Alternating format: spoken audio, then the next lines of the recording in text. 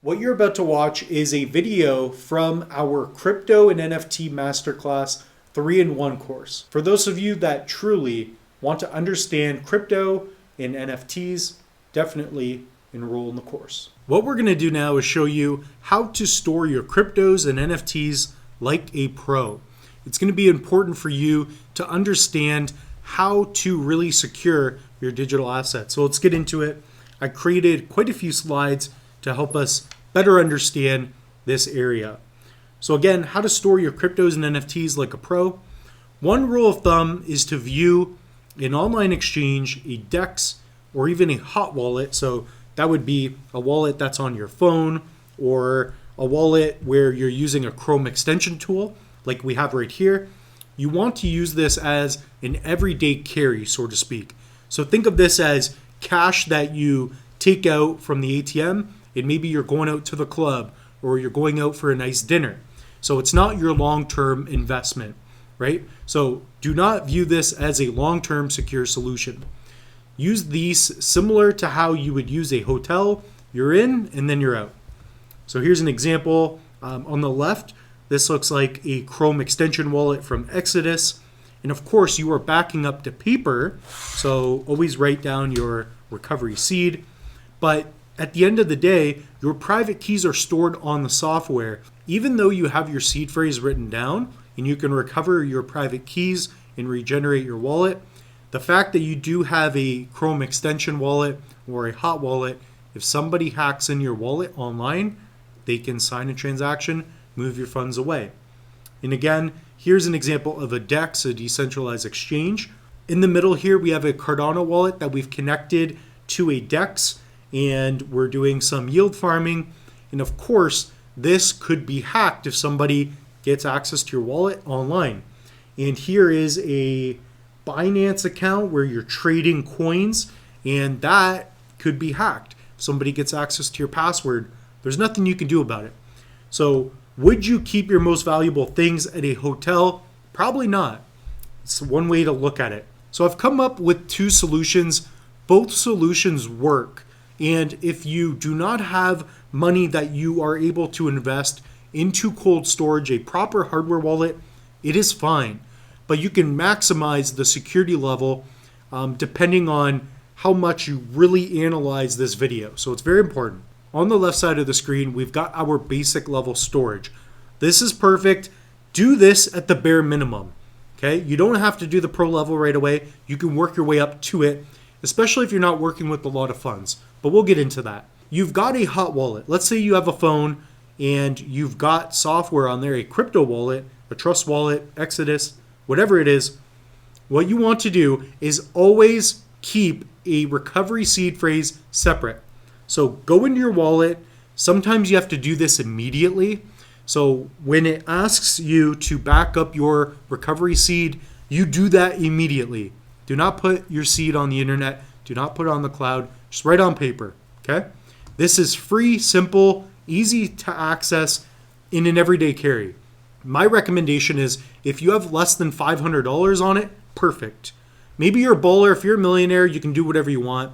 But in this case, less than $500 worth of assets, go ahead and use it. Because when you're out and about, if you're wanting to buy something, you don't want all of your funds on cold storage because now you can't use it, right? What's the point of having crypto if it takes you, hours or you have to go to a certain place to gain access? The idea of cryptos is you can use it quick. Okay, so that's number one. Now the pro level, this is going to be for long-term storage. So this is kind of like your banking vault, your RSP, your TFSA, your Roth IRA if you're in the US. So a hardware wallet with a metal recovery is the best solution. I've got several different hardware wallets. The beautiful thing about a hardware wallet is that even if somebody gets access to the device itself, they still need your PIN. You could think of a cold storage solution as another layer of protection. I always recommend the Trezor Model T. And what we have here is a metal recovery seed. So what you can do, instead of writing your seed phrase that would regenerate your wallet, you would write your seed phrase on metal. And we're doing that in the course depending on where we're at, you've probably already seen the video. That is going to be crucial. This is going to protect you from the fact that paper can rip. You will have humidity issues. Maybe you get water on it. It has to be stainless steel. Okay, so that's the only thing that's going to protect you from a house fire up to, a certain amount of Fahrenheit. And you want to make sure you use the right link. So here we have a link to Trezor.io. So if we click this link, we will go to the official Trezor.io Model T link. Only buy a hardware wallet from the reputable website. Trezor, Ledger, Ellipal, make sure you go to the right website. Triple check it, because some people will tamper with the device. Once you load up some crypto, they're going to send it to their own wallet. So just be wary of that. Question everything. Now, the downside to this is that it's cost effective, it's difficult to access, but that's good for long term. It also makes it so that you're not spending your money all the time. And then, of course, if you have more than $500, this is when I recommend getting into this level of security. Always keep separate from your wallet. So when you have a hardware wallet, you do not want to have your seed phrase with it. If somebody finds your hardware wallet and you've got your seed phrase next to it, that's not good. You don't want that, because somebody's going to take this, buy another device, and then just steal your crypto. You do not want this. In the case that you lose your hardware wallet, in this case the Trezor, as long as you have your backup seed, what you can do is order another one and then put in those words, and you could regenerate your wallet. Okay? And you also have your PIN that you can reset, so it's not a big deal. Ultimately, your seed is the most important aspect. Next, we have hiding your seed phrase. So I am diving deep into this. Nobody on the internet has dived in deeper than I have into securing your crypto assets. The best place to hide your seed phrase is somewhere that is both secure and easy to access. Now, again, I would say that's true for your hot wallets.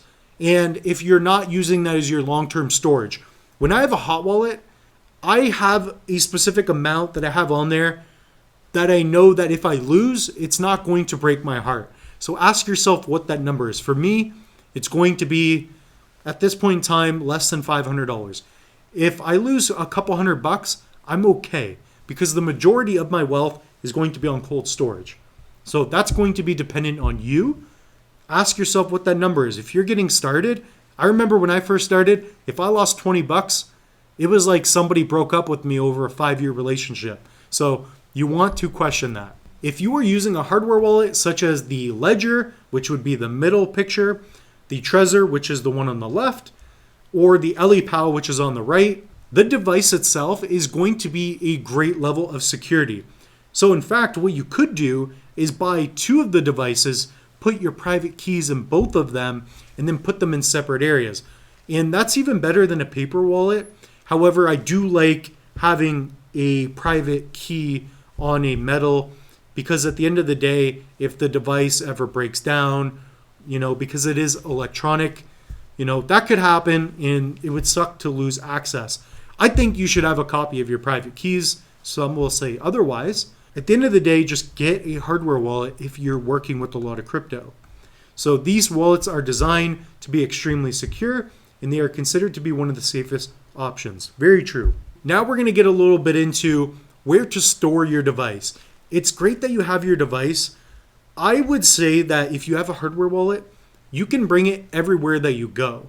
I wouldn't be flashing it, but if somebody gets access to it, they still need the PIN, and they would have to hack the device, which would be extremely difficult to do in a timely manner. So one of the best ways is to store your hardware wallet in a safe or your private keys. But again, keep them in separate areas. Just make sure that when you are storing your hardware wallet or your private keys, that you keep it tucked away. One thing that you can do is split your seed. So for example, if you have a 24-word seed phrase, you could keep the 12. So let's say this is you.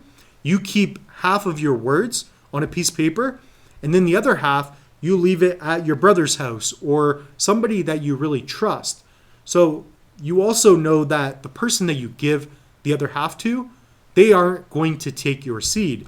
And what's good about it is that if somebody ever steals your page, they can't get access to your crypto because they only have half of the seed phrase. One way that I see this working very well is that if somebody breaks into your house and steals your paper seed, then they only get half of it. So if you have half of your words in the basement and then the other half of your words in your room, then you're fine because they're probably not going to find both. So that's going to be a great option as well. Number 4 is digital storage. This I'm not very equipped with, but I've heard many good things. You can get these digital USB devices where you set up your own PIN and people seem to like them. So definitely do more research on that, but I wanted to bring up that option. So at the end of the day, whatever option you choose, make sure to test your backup. Always test it. Make sure you wrote things down properly. And yeah, you just want to make sure to follow those steps. Implement this as you go. Always write down your recovery seed phrase.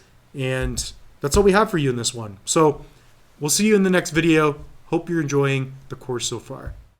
Just a friendly reminder, we have launched our Crypto and NFT Masterclass 3-in-1 course. My name is Mitchell Bouchard and I am a crypto and NFT investor. I've been in this space for several years now and I've reached over 500,000 students online. This course will take you from beginner to pro in cryptos and NFTs. We're going to go over layer 1s, layer 2s, show you how to set up wallets. We've taken out the fat and we've produced videos that will give you simple information and show you how to get into cryptos and NFTs step by step.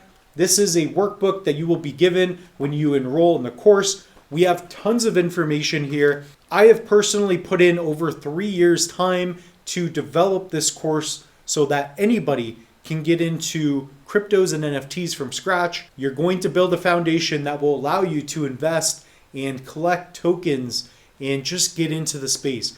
And maybe for some of you, it's going to be a place where you can really transform and change your life. For those of you that really want to get into the course, I have a link in the description below. We also have a coupon code, so check it out and we will see you in the course.